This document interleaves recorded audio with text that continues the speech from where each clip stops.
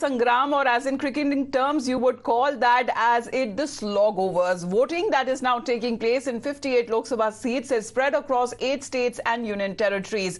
As far as the states that are now in the fray, we talk about Uttar Pradesh, where 14 seats of UP are up for grabs.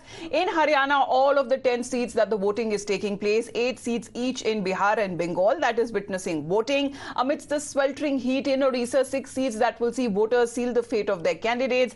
In Jharkhand, 4 seats are in the fray, and finally Jammu and Kashmir, 1 seat that will witness voting. Now let's tell you about the big guns who are battling it out for a prestige. Even if we talk about the faces there on your screens, Union Minister Dharmendra Pradhan, who is now contesting from the big ticket seat of Sambalpur in Odisha.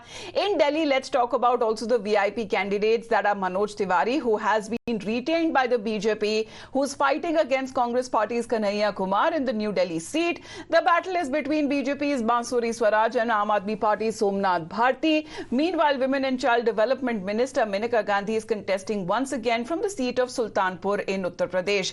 PDP Chief and former Chief Minister of the erstwhile state of Jammu and Kashmir is fighting from the key seat of Anantnag Rajouri in Jammu and Kashmir. And in Bengal's Tamluk, the controversial former Calcutta High Court Judge Abhijeet Ganguly is fighting for his first Lok Sabha battle.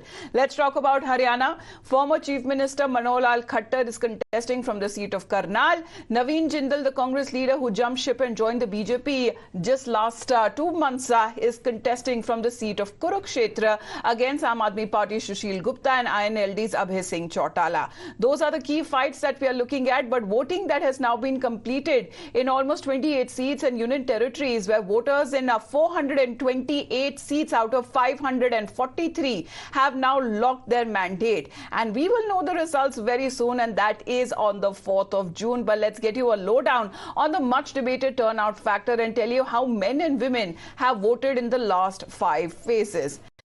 If you like this video, then like, share and subscribe to ET Now.